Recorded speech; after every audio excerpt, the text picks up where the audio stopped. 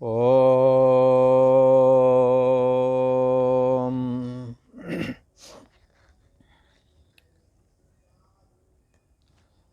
ओम अखंडमंडलाकारं व्याप्तं येन चराचरम् तत्पदं दर्शितं येन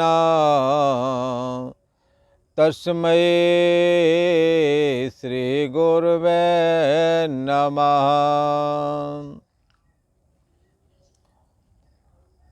योगेश्वर श्री कृष्ण भगवान की जय। ऐं सरस्वत्यै नमः। भगवती गंगा देव्यै नमः। पूर्व का प्रसंग एक बार स्मरण करते हैं। पूर्व में क्षेत्र और क्षेत्रज्ञ करके जीव ब्रह्म के एकत्व रूप जो ज्ञान है उसका निरूपण किया गया। उसी में ये बात भी बताई गई, प्रकृतिम पुरुषम चै विद्यनादि उभावपि।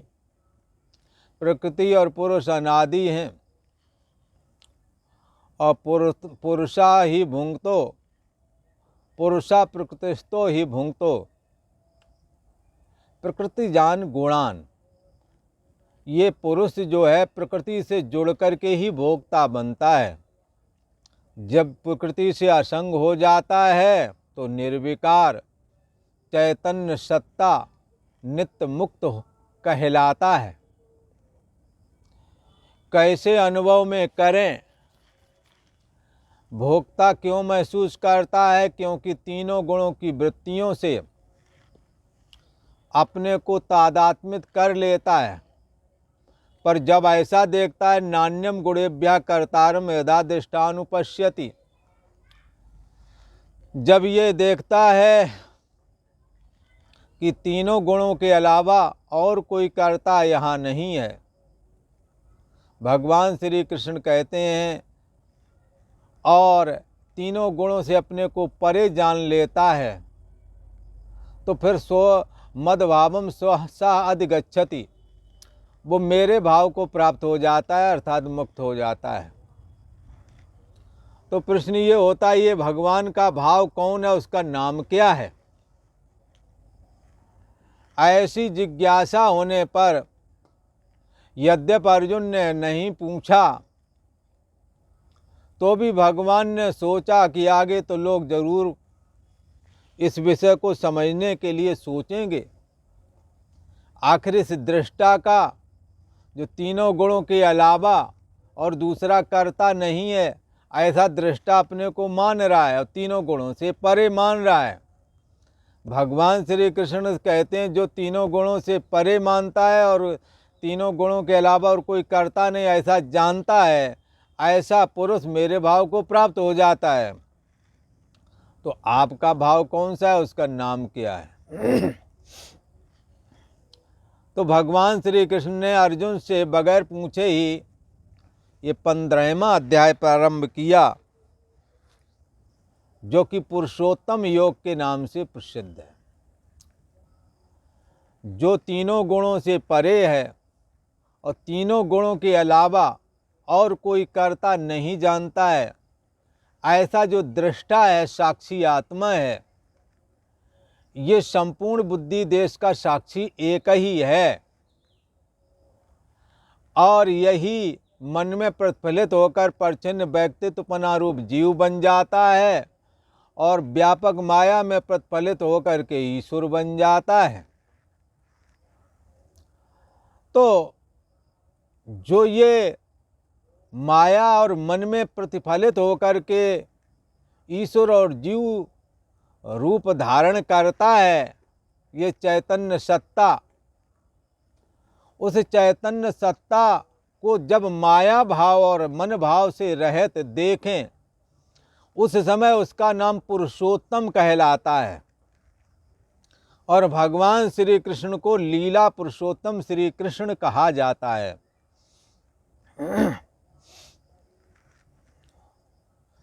और भगवान राम को मर्यादा पुरुषोत्तम कहा जाता है। दोनों ही पुरुषोत्तम हैं, अर्थात दोनों ही वो परम ब्रह्म परमात्मा हैं जिसके लिए उपनिषद कहता है सदैव सौम्यदम अग्रे आसीत एकमेव अद्वितीयम ब्रह्म। देह और जगत से पहले और इनके खत्म होने पर जो बचता है ऐसा सत्तात्मक परम ब्रह्म परमात्मा ही ऐसा जो परमात्मा ही है उसे पुरुषोत्तम नाम करके वर्णन किया गया है। ऐसे पुरुषोत्तम ऐसी चैतन्य सत्तात्मक जो परम ब्रह्म परमात्मा है उसमें ही मद भाव, ये मेरा भाव, ऐसा भगवान श्री कृष्ण कहते हैं। और भगवान राम के लिए भी कहा है राम सच्चिदानंद दिनेशा नहिता मोह निशा लवलेशा। राम सच्चिदानंद ब्रह्म हैं, इनमें मोह की लवलेश मात्र भी अज्ञानता नहीं है। और राम ब्रह्म हैं और कैसी परमार्थ स्वरूप हैं। किसी इनका ये परमार्थ क्या है? तो इस संसार में 3 प्रकार के सत कहे गए हैं। एक व्यवहारिक सत, दूसरा प्रातिभाषिक सत और तीसरा परमार्थ सत। इसी को दूसरी तरह से कहते हैं व्यवहारिक सत्ता, प्रातिभाषिक सत्ता और परमार्थ सत्ता। ये 3 प्रकार के सत बताए गए। तो किसी का व्यवहारिक सत्य क्या है? व्यवहारिक अवस्था में आपने जैसा देखा सुना और वैसा ही कह दिया, बोले सत्य बोला। व्यवहार में जो देख रहे हो, जब से जागे हो और जब तक सो नहीं जाओगे तब तक के बीच का जो पीरियड में दिखने वाला देह और जगत रूप जो ये संसार है, ये व्यवहारिक सत्य कहा जाता है। परंतु जब अर्ध निद्रा की अवस्था में एक दूसरा जगत स्वप्नावस्था के रूप में देखते हैं जो कि सूक्ष्म कहलाता है, ऐसा वो नहीं होता जैसा कि ये देख रहे हैं, पर इससे कोई कम होकर के वो वहाँ नहीं दिखता है। स्वप्न अवस्था में ये जगत भी ऐसा ही सत होकर के दिखता है और स्वप्न अवस्था में नफा नुकसान भी लगते हैं। सपने होए भिकार नप रंक नाक पत होए। कई बार भिखारी राजा बन गया, राजा भिखारी हो गया। जब जागा व्यवहारिक अवस्था में, व्यवहारिक सत्ता में, व्यवहारिक अवस्था जो जागृत अवस्था है, जब इसमें जागा तो जागे हानि न लाभ कछु। भिखारी को मैं राजा बन गया हूँ, बहुत बड़ा लाभ लग रहा था, जागा तो भिखारी का भिखारी निकला, इसलिए कोई लाभ नहीं हुआ। और राजा जो था भिखारी हो गया था, इसलिए हानि लग रही थी। जब व्यवहारिक अवस्था में जागा तो हानि नहीं रह गई, राजा राजा ही रह गया। तो क्या मतलब, स्वप्न अवस्था के पीरियड में राजा भिखारी था, भिखारी राजा हो गया था। उस समय तक भिखारी को खुशी हो रही थी कि मैं बहुत बड़ा राजा बन गया हूँ, और राजा को लगता था मैं बर्बाद हो गया हूँ। ये स्वप्न अवस्था जब तक रही, जब तक वो जगत रहा स्वप्न अवस्था वाला जगत, तब तक ये दिखता रहा। और जिसे लॉस हुआ था वो महा दुखी था, जिसे फायदा हो गया था वो सुखी था। ये सुखाकार वृत्ति और दुखाकार वृत्ति से ग्रसित भिखारी और राजा, ये तब तक बना ही रहा जब तक स्वप्नावस्था चेंज नहीं हुई। तो ये कौन सा सत है? ये प्रातभाषिक सत कहलाता है। प्रातभाषिक सत उसे कहते हैं जो ना हो फिर भी भास रहा है, दिख रहा है और उससे मन भी प्रभावित हो रहा है। स्वप्नकालीन सत प्रातिभाषिक सत कहलाता है। स्वप्न के समकक्ष जिस के द्वारा सुखाकार दुखाकार वृत्ति बन रही है वो पद पदार्थ स्वप्नकालीन सत कहे जाते हैं, इसलिए इनको प्रातिभाषिक सत कहते हैं। पर व्यवहारिक सत स्वप्न अवस्था में असत हो जाता है और स्वप्न अवस्था वाला सत व्यवहारिक अवस्था में असत हो जाता है। पर व्यवहारिक अवस्था का सत और प्रातिभाषिक अवस्था का सत सुषुप्ति में दोनों का अभाव हो जाता है, अर्थात असत हो जाते हैं। सुषुप्ति अवस्था भी साक्षी आत्मा के रहते आती है और चली जाती है। तो तीनों अवस्थाएं, जागृत अवस्था जिसके रहते आई और जिसके रहते चली गई, फिर स्वप्न की शुरुआत हुई, उस शुरुआत को जाना, स्वप्ने के अभाव को भी जाना, पर जिसने ये जाना उसका अभाव नहीं हुआ, स्वप्ने का अभाव हो गया। सुषुप्ति आ गई, सुषुप्ति के प्रारंभ को जाना, क्या कुछ ना जाना इसने, ये जाना। सुषुप्ति अवस्था का अभाव, जब पुनः जागृत अवस्था आई तो जड़ता टूट गई, जाग गए, ये बात आपने जानी। ये जो जानने वाला है ये ज्ञान स्वरूप चैतन्य सत्ता, ये परमार्थ सत्य कही जाती है। ये कभी भी असत नहीं होती। व्यवहारिक सत्य स्वप्न में असत हो जाता है और स्वप्न वाला सत्य सुषुप्ति में असत हो जाता है। और सुषुप्ति तथा जागृत और स्वप्न ये तीनों अवस्थाएं साक्षी आत्मा के रहते आती हैं और चली जाती हैं, पर साक्षी आत्मा ना आता है ना जाता है, इसलिए तीनों अवस्थाएं असत हो जाती हैं, पर जिसके रहते आती हैं जिसके रहते चली जाती हैं।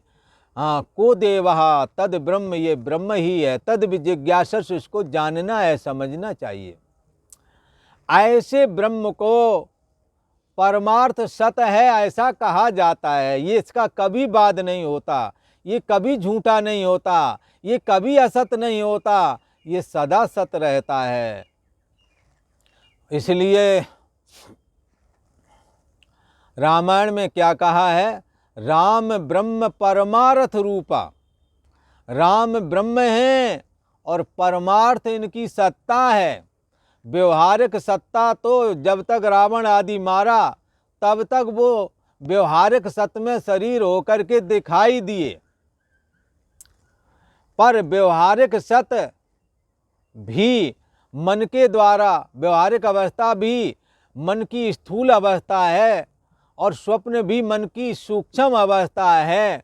इसलिए बड़े बड़े विद्वानों ने तो जगत को भी स्वप्नवत ही माना, क्योंकि मन में ही स्वप्न दिखता है और मन में ही जागृत अवस्था दिखती है, और मन की निजी अवस्था सो प्रातवासिक स्वप्न अवस्था ही कही गई है।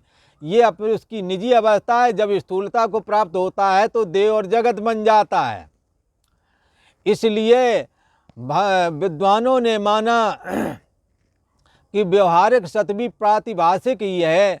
जब सारा जीवन जीने के बाद में मृत्यु आती है, जब ये जीवात्मा पलायन करता है इस शरीर से, तो उसे ये सारी दुनिया स्वप्नवत दिखने लगती है। इसलिए ये जगत भी स्वप्न ही है, ऐसा समझना चाहिए। इसलिए भगवान राम की व्यवहारिक या प्रातिभाषिक सत्ता थोड़े समय की, पर परमार्थ सत्य हमेशा रहता है, वो आज भी है।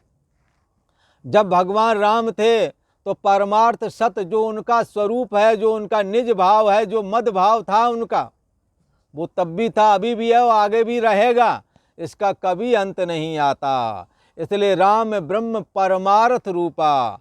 हाँ, ये राम ब्रह्म है और इनकी परमार्थ सत्ता है। इसी प्रकार भगवान श्री कृष्ण ब्रह्म हैं और इनकी परमार्थ सत्ता है। ये जो परमार्थ सत्य है बंधुओं, इसी का नाम पुरुषोत्तम है। भगवान श्री कृष्ण ने पुरुषोत्तम योग का आरंभ किया और इस बात को बताने के लिए जो तीनों गुणों से परे जो तत्व है और जो तीनों गुणों के अलावा और दूसरा कोई करता नहीं, इस बात का जिसने एहसास किया है वो तत्व कोई और नहीं, परमार्थ सत अंतर्यामी आत्मा ही है।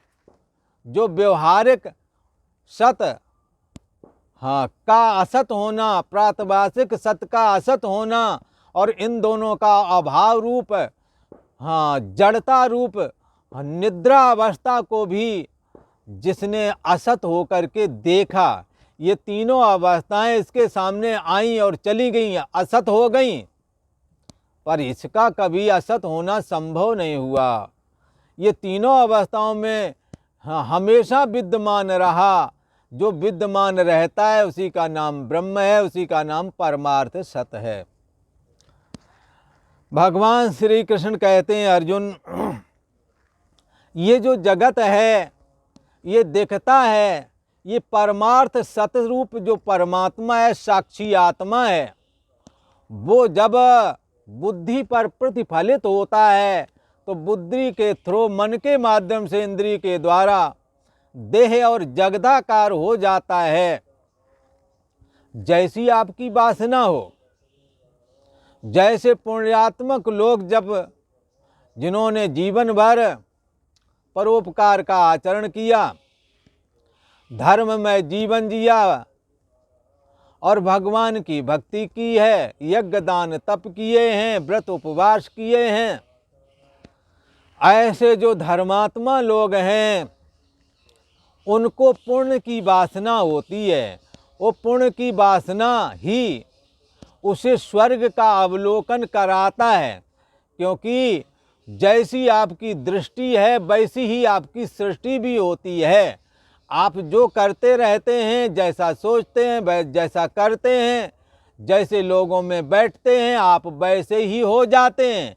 इसलिए ईश्वर भी आपको वैसे ही समाज में, वैसे ही देश काल में भेजता है। आप पुण्यात्मा है, पुण्य कर्मों की वासना है, इसलिए आपकी दृष्टि में स्वर्ग जैसा ही चित्त में सुख और आनंद पहले से ही विद्यमान है, संतुष्टि का, और सबों को तुमने सुख पहुंचाया है। इसलिए बंधुओं, ईश्वर भी उसे स्वर्ग की प्राप्ति करा देता है। कोई एहसान नहीं करता है बंधुओं, तुम्हारे अपने निजी कर्मों का ही फल तुम्हें स्वर्ग की प्राप्ति होती है।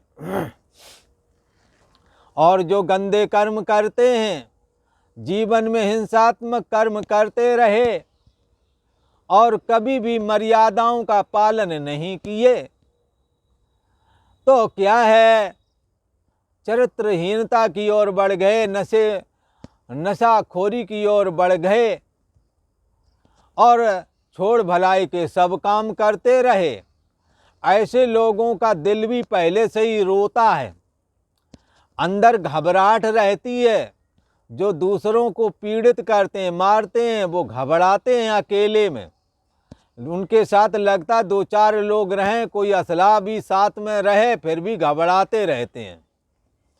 एक जगह का मुझे स्मरण है कि एक जगह एक ने बहुत सारी हिंसा की थी, पर वो जब रात में सोता था तो कभी तो अपने कमरे में, तो कभी सीढ़ियों पर, कभी ऊपर, कभी नीचे, रोज स्थान बदलता था, जबकि कोई उसे मारने नहीं आ रहा था। पर दूसरों के मारने वाला उसके दिल में हिंसा जो की है उसकी वजह से चित्त में घबराहट बनी ही रहती है और वो घबराता हुआ अपनी मृत्यु से बारंबार डरता रहता है। इसलिए बचने के लिए अनेकों उपाय भी करता है। तो आप यदि हिंसात्मक वृत्ति में रहेंगे, गंदे कर्म करेंगे, तो अंत समय में तुम्हारी ही वासना के अनुसार नरक दिखने लगेगा, क्योंकि तुम्होंने दूसरों का जीवन नरक बना दिया था। तुम्होंने कोई मर्यादा का पालन नहीं किया, चरित्रहीनता की ओर मनुष्य होते हुए भी जानवर बन कर के जिए हो। तुम्हें जानवर का शरीर ही मिलने वाला है। नरक भोगने के बाद में किसी ऐसे जानवर की शरीर दिया जाएगा कि जहां आप कष्ट को प्राप्त होवेंगे। ये कोई नहीं किसी को कुछ कर रहा, तुम्हारे अपने निजी कर्म हैं। इसीलिए रामचरितमानस में कहा, कोई नहीं काऊ कर सुख दुख कर दाता, निजकृत कर्म भोग सब भ्राता। ये सब अपने कर्मों का फल है। जैसा आप कर्म करोगे वैसा फल देगा भगवान। ये है गीता का ज्ञान। कोई भगवान अपनी तरफ से नहीं करते तो किसी का भगवान नहीं करते। हर जगह तो यही सुना है, सब भगवान करते, सब भगवान करते हैं। और आप तो कहते हो कि भगवान नहीं करता है। तो सत्तात्मक परम ब्रह्म परमात्मा जो तुम्हारी बुद्धि देश का साक्षी है, वो कुछ नहीं करता। वो तो तुम्हारे चित्त में पूर्ण है तो तुम्हें स्वर्ग की सत्ता देगा, तुम्हें स्वर्ग दिखने लगेगा। और यदि पापमय कर्म लगे तुम्हें तो कष्टमय जीवन और नरक दिखने लगेगा। पर यदि वही परम ब्रह्म परमात्मा की यदि सगुण साकार की उपासना करोगे, और अंतर्यामी तो वो है ही है, पर सगुण साकार रूप जैसे भगवान विष्णु हैं, भगवान श्री कृष्ण हैं, परमात्मा श्री राम जी हैं, इन भगवान सदाशिव हैं, इनकी दुर्गा भवानी हैं, श्री गणेश जी हैं, श्री सूर्य नारायण हैं, गायत्री माता हैं। इन्हों की यदि तुम उपासना करोगे तो तुम्हारी भक्ति से, तुम्हारे तप से संतुष्ट होकर के तुम्हें कुछ भी दे सकते हैं। इस तरह से तो देंगे, पर तुमने जो कर्म किए हैं राग द्वेष से प्रेरित होकर के और स्वार्थ से ग्रसित होकर के, जो तुमने दूसरों के प्रति अन्याय कर दिया, अपने बच्चों के लिए खूब रख दिया, और जो भाई गुजर गए थे उनके कोई नहीं था, उन्हें बच्चों को ना पढ़ने दिया, ना उनके ब्याह शादी का इंतजाम किया, उनकी बच्चियां भी विवाह के लिए तुम्हें कोई परवाह नहीं है, तो फिर क्या होवेगा। हाँ, इसीलिए कहा कि अच्छा कर्म ही अच्छा, स्त्री अच्छा, पति पुत्र मकान दुकान बन करके आता है। कोई किसी को खैरात में नहीं मिलता है। पर भगवान की यदि भक्ति करोगे तो भगवान अनुग्रह करते हैं, वो एक अलग विषय है। पर तुम स्वार्थ से प्रेरित होकर के जो करते रहते हो, उसका फल तो अंतर्यामी आत्मा पहले ही से देख रहा है। इसलिए तुम्हारे चित्त में वैसी वासना है, उसको सत्ता दे देता, आपको स्वर्ग नरक दिखने लगता है। कोई नहीं काऊ कर सुख दुख कर दाता, निजकृत कर्म भोग सब भ्राता। अपने ही कर्मों का फल है। जैसे सुदामा नाम के ब्राह्मण जो भगवान श्री कृष्ण के एक मित्र थे और ब्रह्मनिष्ठ थे, हाँ, उन्हों को भगवान की बड़ी भक्ति थी। उन्हों के जो गलत प्रारब्ध थे उन्होंने भोग लिया, फिर भी ईश्वर से कुछ चाहा नहीं, पर भगवान की भक्ति करते रहे। भगवान भक्ति से प्रसन्न हो गए और उन्होंने सुदामा जी को 2 लोक का ऐश्वर्य दिया। हाँ, ये ईश्वर की राजी है, वो कुछ भी कर सकता है, ऐसा नहीं समझना। पर स्वार्थ से प्रेरित होकर के घर गृहस्थी के जीवन में जो तुमने न्याय अन्याय किया, उसका तो ईश फल देत हृदय विचारी, शुभ और अशुभ कर्म अनुसारी, ईश देत फल हृदय विचारी। और यदि परमात्मा से हाँ सारी चीज़ें स्वार्थ आदि छोड़ करके यदि परमात्मा के लिए लगोगे तो परमात्मा जो दे दे ये उसका अनुग्रह, ये एक अलग बात है। पर तुम्हारे कर्मों का फल तो तुम्हें अवश्य में भोक्तव्यम। कृतम कर्म शुभाशुभम न भुक्तम छियते कर्म कल्प कोट शतैरपि। चाहे जितना समय क्यों न निकल जाए, तुमने जैसे कर्म किए हैं वैसे कर्मों का फल तुम्हें भोगना ही पड़ेगा। इसीलिए भगवान ने इससे छूटने के लिए कहा कि तुम स्वार्थ बुद्धि छोड़ दो, मोह का त्याग करके और करने योग्य कर्तव्य कर्मों को, चाहे अपने बच्चों के हों, अपने पत्नी बच्चों को, चाहे दूसरों को हों, न्यायपूर्वक करो, सहानुभूतिपूर्ण करो, सहृदयतापूर्वक करो, और जो भी कर्म करो ब्रह्मण्याधाय कर्माणि संगम त्यक्त्वा करोति या लिप्ते न स पापे न पद्म पत्र मीमांसः। आप संपूर्ण कर्मों को करें और परमात्मा श्री कृष्ण को अर्पण करते चलें और उनकी भक्ति भी करें, तो ईश्वर सब कुछ करने में समर्थ है। यदि ईश्वर के ऊपर छोड़ोगे तो ईश्वर क्या देता है ये उसकी राजी है। वो इतना देता है कि आप उतना सोच नहीं सकते, आप दिमाग में वो सोच भी नहीं पाओगे ईश्वर क्या दे रहा है और कितने गहरे तक आपकी मदद करने चला जाएगा, ये आप नहीं आंकड़ा लगा सकते। जैसे नरसिंह मेहता के भात भरने के लिए चले गए, कोई कल्पना कर सकता है? धन्ना भगत ने भगवान से खेतीबाड़ी का काम करवा लिया, आप कल्पना कर सकते हो क्या? ईश्वर सब कुछ कर सकता है, सब कुछ करने में समर्थ है, पर यह सब बात तब संभव है जब भगवान की भक्ति करने वाला हो। तो ईश्वर को भक्ति के अधीन माना गया है। सगुण साकार परमात्मा भक्ति के पराधीन हो जाता है और भक्त की हर मनोकामना पूर्ण कर देता है, ऐसा कहते हैं। भगवान श्री कृष्ण कहते हैं, अर्जुन ये चैतन्य सत्ता जो जिसको परमार्थ सत्य कहा, यही मन बुद्धि के थ्रो मन के माध्यम से देह और जगत के आकार में तब्दील हो जाती है। तो आपकी अपने कर्मों की वासना ही तुमको नाना प्रकार के धनपुत्र स्त्री आदि के रूप में आकर के प्राप्त होती है। जैसा तुमने उनके साथ बर्ताव किया होता है, वैसे ही वो तुम्हें भी सुखी दुखी करने के लिए आप पहुँचते हैं। इसलिए किन्हीं के पुत्र तो बहुत माता पिता को सुख देते हैं, किन्हीं के कष्ट पहुँचाते हैं। तो जैसा जो कर्म किया है वैसा ही फल सबको भोगना होता है। तो संसार जैसा देखते हो बंधुओं वैसा है नहीं। संसार सत सा दिखता है, पर ये सत जगत सपने में नहीं रहता, सपने वाला जागृत में नहीं रहता है। जैसा इस संसार को देख करके हम प्रवृत्त होते हैं वैसा ये है नहीं। इस बात को इंगित करने के लिए भगवान श्री कृष्ण कहते हैं, हे अर्जुन,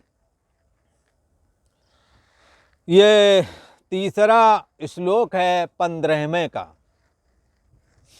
भगवान श्री कृष्ण कहते हैं, अर्जुन नारोपमस्य हततोपलभ्यते नान्तो न चादिर्न च संप्रतिष्ठा अस्वस्थमेनं सुविरूढमूला मसंगशास्त्रेण दृढ़ेन छित्त्वा। भगवान श्री कृष्ण अर्जुन से कहते हैं, हे अर्जुन, ये संसार वृक्ष कहाँ तक फैला है? ऊपर नीचे और बीच में फैला है। बोले कहाँ तक है ये? फिर ये ब्रह्मांड ही संसार रूप वृक्ष है, जिसमें संसार वृक्ष की एक शाखा स्वर्ग में रहने वाले लोग भी कामना से प्रेरित होकर के ही स्वर्ग गए हैं। कामना पूर्ति होने पर छीणे मर्तलोक के विसंति, ये स्वर्ग भी एक शाखा ऊपर वाली है जरूर, पर ये संसार के अंतर्गत ही है। नीचे वाले पाताल लोक भी संसार के अंतर्गत ही हैं, मृतलोक भी संसार के अंतर्गत ही है। इसी को संसार वृक्ष कहा है। ऊपर वाली स्वर्ग आदि लोक हैं वो शाखा है, नीचे वाले पाताल आदि, बीच में मनुष्य लोक। ये पूरा का पूरा 14 लोक संसार रूप वृक्ष कहा गया है। इस संसार रूप वृक्ष में कर्मों के अनुसार जैसी आपकी वासना होती है उसी के अनुसार लोक लोकांतर की भी प्राप्ति हो जाती है। कर्मों के अनुसार बांधने वाली अहमता ममता और वासना रूप जड़ें भी नीचे और ऊपर सभी लोकों में व्याप्त हो रही हैं, ऐसा भगवान श्री कृष्ण ने कहा है। इसलिए ये संसार की 3 शाखाएं मुख्य हैं और इनका जो तीनों शाखाएं जिस तने से निकलती हैं उस तने का नाम ब्रह्मा है। ब्रह्मा रूप शाखा ये तना वाला, और 3 शाखाएं सतोगुणी रजोगुणी तमोगुणी 3 शाखाएं भी हैं। तो सतोगुणी शाखा में देवता आदि हैं, रजोगुणी में मनुष्य, तमोगुणी शाखा में ये आ जाते हैं कीट पतंग जानवर।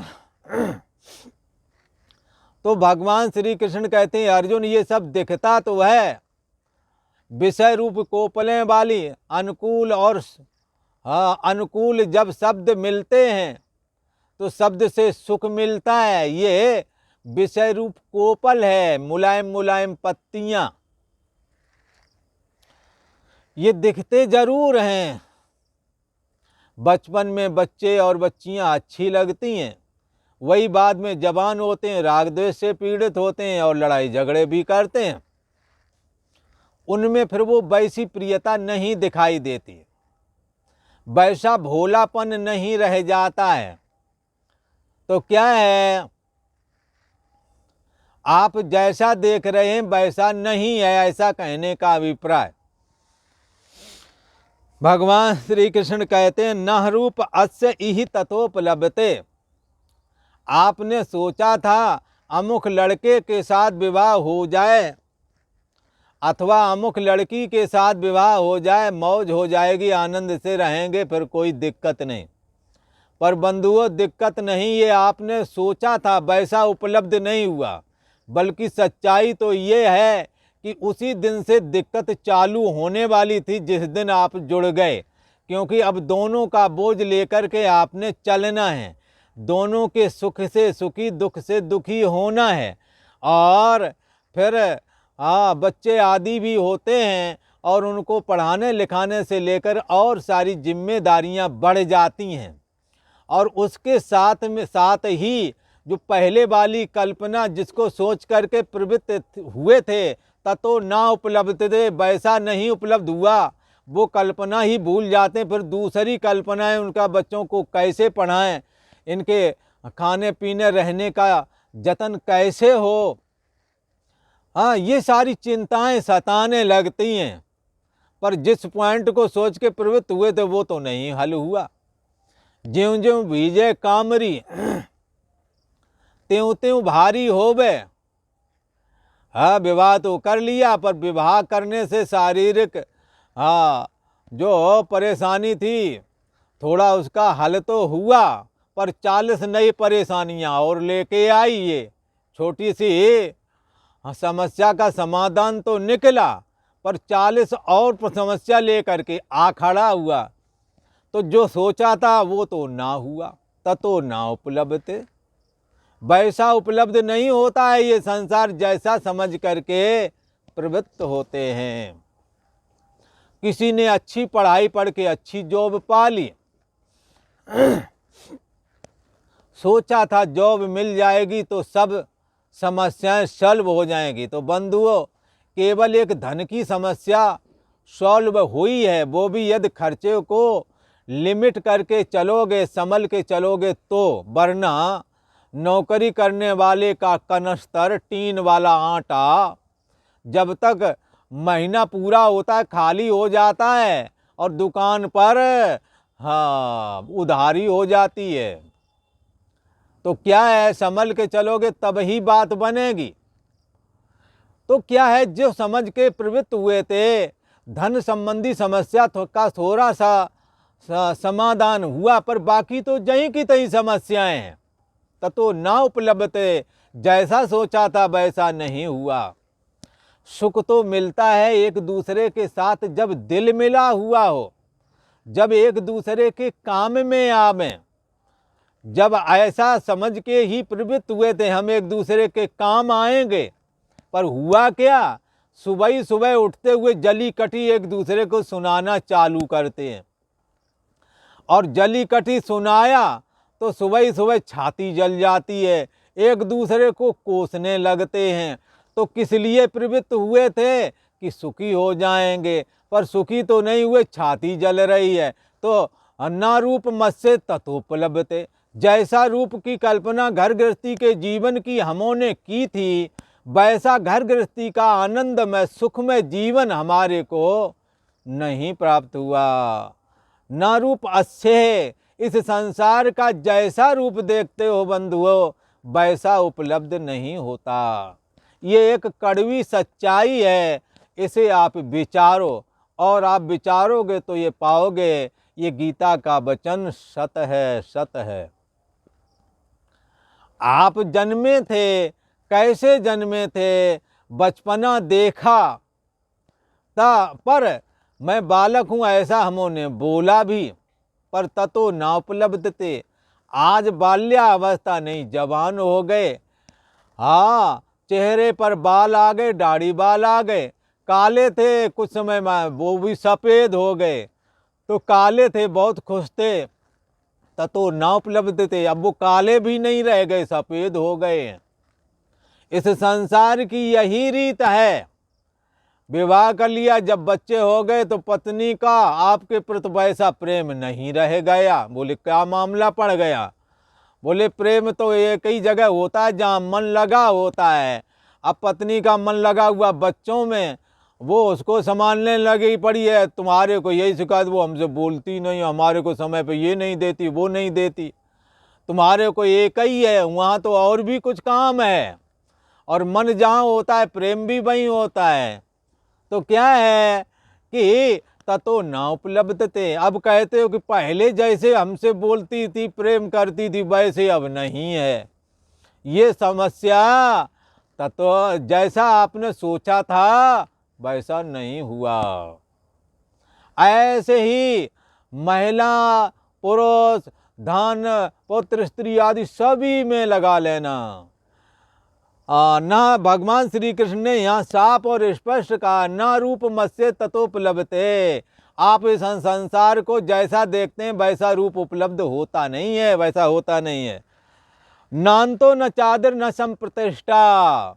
ये घर गृहस्थी का जीवन और कमाना धमाना ये कब तक करोगे? आप कहोगे रिटायरमेंट ही तक, पर अगर आपके शरीर में ताकत आ जाए तो कब तक करोगे? हाँ, कोई अंत नहीं। इस वासना का कभी अंत नहीं आता। शरीर और इंद्रियां बूढ़ी हो जाती हैं, पर मन बलवान हो जाता है। कुमार्ग में चलने वाले लोगों के मन वृद्धावस्था में भी वो चेष्टा करने लगते हैं। कहीं धूर्ततापूर्ण जिसकी कल्पना बच्चों में नहीं, वो बूढ़ों में देखी जाती है। यदि ऐसा हो तो समझ लो शरीर ही बूढ़ा है, शरीर ही बूढ़ा है, पर मन इसका जवान है, और वो भी बिगड़ाइल मन है। इसलिए ये बूढ़ा दिख जरूर रहा है, पर ऐसा है नहीं। ततो न उपलब्ध थे। इसमें राक्षसी वृत्ति आ गई है, पिशाची वृत्ति आ गई है।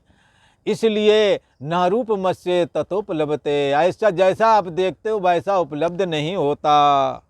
नान्तो न चादर। ये संसार घर गृहस्थी का जीवन जीने वाले हम लोग कब से शुरुआत करे होंगे? ये संसार कब से चल रहा है? इसका आदि नहीं है, ना अंत इसका आता है। एक दिन अंत हो जाए, अंत हो जाएगा, हमारा आपका अंत हो जाए, संसार फिर भी चलता रहेगा। ना अंत हो, इसका अंत नहीं आता है। शुरुआत कब से है? हम जब जन्मे थे तभी से शुरुआत है क्या? हमारे बाप दादे भी ऐसे ही शुरुआत किए थे, वो भी जन्मे थे, उन्होंने भी माँ बाप को, माता का दूध पिया, बाप के सहारे चले, पढ़े लिखे, ठीक है, जैसे हम लोग हुए। तो ये शुरुआत तो पहले ही से चली आ रही, कब से आ रही है उसको पता ही नहीं है, और कब तक चलेगी। अपन लोग निपट जाएंगे, फिर बचपन वाले जवान होंगे, जवान वाले बूढ़े होंगे, वो निपट जाएंगे। कब अंत आएगा कोई पता नहीं। ये कहाँ स्थित है, इसकी स्थिति कहाँ है, बोले पता ही नहीं। नान्तो न चादर न च संप्रतिष्ठा। इसका आदि अंत और मध्य भी दिखाई नहीं देता इस संसार का। अस्वस्थ मेनम सुवरुण मूला।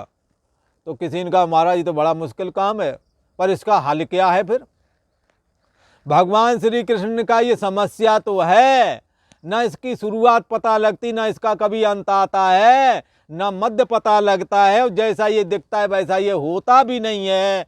प्रवृत्त तो हम अच्छे के लिए होते हैं, पर हमें सुख नहीं मिलता। तो फिर इसका सलूशन, इसका समाधान क्या है? अस्वस्थ मेनम सुवरुण मूल। ये संसार रूपी ये जो पीपल का पेड़ है ना, मैं और मेरा तू तेरा, यही संसार रूप पीपल का पेड़ है। इसकी जड़ बड़ी मजबूत है। आपको पकड़ के अमेरिका, ब्रिटेन, जापान भेज दिया जाए और आप बगैर कहे कभी न कभी लौटेंगे, और लौट के अपने परिवारी जनों से मिलेंगे। जहाँ जिसका मोह जुड़ा है वहाँ पहुँच जाएगा। कितनी जड़ मजबूत है, ये उखाड़ने से उखड़ती नहीं है। हाँ, तो कहते हैं कि मोह मूल बहु सूल प्रद। हाँ, ये मोह जो है बहुत ही सूल, बहुत ही कष्ट प्रदान करता है। भगवान श्री कृष्ण कहते हैं अस्वस्थ मेलम शुभरूण मूल। इसे अस्वस्थ रूपी संसार का जो वृक्ष है, इसकी जड़ कैसी है? बड़ी मजबूत है। बोले उखाड़ दें, उखाड़ के फेंक दें, बोले नहीं उखाड़ पाओगे। हाँ, यहाँ बुलडोजर भी, वो जेसीबी भी काम नहीं करती। भला कहीं पेड़ दिखता हो तो उखाड़ के फेंक दे, पर ये पेड़ दिखता नहीं है और हृदय में जमा पड़ा है। कहाँ कहाँ मोह जुड़ा है आपका, आप जानते हो होंगे, बाहर का कोई नहीं जानता। इसलिए संसार रूपी मोह माया से युक्त मैं मेरा तू तेरा वाला ये पीपल का पेड़, इसकी जड़ बड़ी मजबूत है। अब क्या करें? भगवान से अर्जुन ने पूछा, महाराज फिर क्या करें? इसका आदि अंत नहीं मिलता, जैसा देखते वैसा है भी नहीं, इसका क्या हल है? कुछ बताओ महाराज।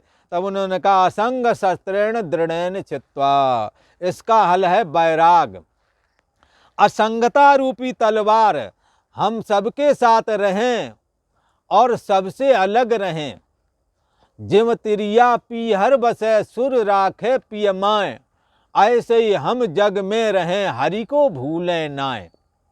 जैसे कोई एक स्त्री जिसका अपने पति से अत्यंत प्रेम है और वो अपने मायके चली गई है और वहाँ उसको उसका पति नहीं मिल पा रहा है जिससे उसका प्रेम है, तो वो चूँकि महीने भर उसे रहना था घर पे, इसलिए घर गृहस्थी के गांव देहात का मामला कंडा पाथने जावे, खेतों में भी थोड़ा मोड़ा काम करना पड़े, हाँ, और चूल्हा चौका में रोटी सब्जी दाल भी बनानी पड़े, पर रोज याद करे सुबह शाम दोपहर, हमेशा अभी वो यह कर रहे होंगे, वो ऐसा कर रहे होंगे। हाँ, उसका मन वहीं अपने पति में लगा हुआ है। ऐसे ही हम जगत में रहें और परमात्मा के स्मरण में लगे रहें, परमात्मा से अपना नेह लगा लें, तो हम असंग हो गए और इस संसार की दुख रूपता का बार बार विचारें और इससे अपने को अलग कर लें, अंदर से बाहर से, भले ही सब कुछ करते रहें। ऐसा यदि कर लें तो इससे छूट सकते हैं। वैराग रूपी तलवार से इसे दृढ़ता पूर्वक काट डालो। ये संबंध काटे नहीं कटते, ये मैं मेरा तू तेरा का बंधन काटे नहीं कटता। दांतों से दांत पीस करके, मजबूती से तलवार को पकड़ करके मोह माया की गांठ को काट डालो। ना मैं किसी का, ना कोई मेरा। देख लिया दुनिया का सारा नजारा, ना हम किसी के, ना कोई हमारा। ये बोलने के लिए नहीं, ये अंदर में ऐसा दृढ़ धारण कर लो और सबके बीच में ही रहना पड़ेगा। घर बार छोड़ के यहाँ आओगे तो कोई स्त्री यहाँ नहीं है या पुरुष नहीं है या यहाँ राग द्वेष नहीं है, सब कुछ वैसा ही है। थोड़ा अंतर साधनात्मक ढंग का पड़ता है, यहाँ साधना करने वाले लोग हैं, सात्विक वृत्ति विशेष है, शास्त्र का स्वाध्याय करने को मिलता है, तप करने का अवसर है। ऐसी सारी बहुत सारी चीज़ें हैं जो यहाँ साधन भजन में सहयोगी हैं, पर स्त्री पुरुष तो यहाँ पर भी है, राग द्वेष तो यहाँ पर भी है। इसलिए आप वहीं रहो और वहाँ ही राग द्वेष से रहित हो जाओ और संसार से वैराग्य धारण करो और परमात्मा श्री कृष्ण की भक्ति में लगे रहो। जिम तिरिया पीहर बसे। जैसे स्त्री यदि अपने माँ के यहाँ जाती है और इधर पति अकेला रह जाता है तो उसके चिंतन में ही डूबी रहती है, पर घर के माता के यहाँ जो गई ना तो वहाँ के सारे कामकाज भी उसे करना है। बुलाया ही उसे इसलिए गया था कि कुछ सहयोग हो जाए, तो वो करती रहती है, पर याद उसी की सदा रखती है। तो ऐसे ही हम परमात्मा की याद में खोए रहें, परमात्मा की याद में डूबे रहें, प्रेम करें, भक्ति करें, नाम जपें, ऐसे लगे रहें और विषयों में दोष दृष्टि करके और इनसे वैराग धारण कर लें। फिर मिथ्यात्व दृष्टि का आश्रय करके जगत को स्वप्नवत देखें और स्वप्नवत देख करके जब आप विचारेंगे तो इस संसार से वैराग हो जाएगा। और वैराग होने पर संसार में बेशक ही बने रहो, पर कोई कहीं पर उसका ममता, मैं और मेरापन नहीं जुड़ता और उसका तो हो, मैं परमात्मा का हूँ, परमात्मा मेरा है। हाँ, ऐसा करके परमात्मा से नाता जुड़ जाता है। अभी मैं हूँ और ये मेरे हैं, तब मैं परमात्मा का हूँ, परमात्मा मेरा है, ऐसा भाव जुड़ जाता है। भगवान श्री कृष्ण कहते हैं, इस संसार वृक्ष का स्वरूप जैसा कहा है वैसा यहाँ नहीं उपलब्ध होता, नहीं पाया जाता है, क्योंकि ना तो इसका आदि है और ना अंत है और ना ही इसका मध्य नजर आता है। इसकी प्रतिष्ठा भी समझ में नहीं आती। अतः एनम सुवरुण मोल, इसलिए इस अहमता ममता मैं मेरा तू तेरा रूप, वासना रूप अति दृढ़ता वाला जो ये संसार है, संसार है, इसमें क्या है, अहमता ममता और वासना रूपी जड़ें बड़ी मजबूत हैं। ऐसी मजबूत जड़ों वाले संसार रूपी पीपल वृक्ष को क्या करें, दृढ़ता पूर्वक वैराग रूपी शस्त्र के द्वारा काट डालो अर्जुन, यही इसका समाधान है। और आज इतना ही। ओम शांति शांति शांति।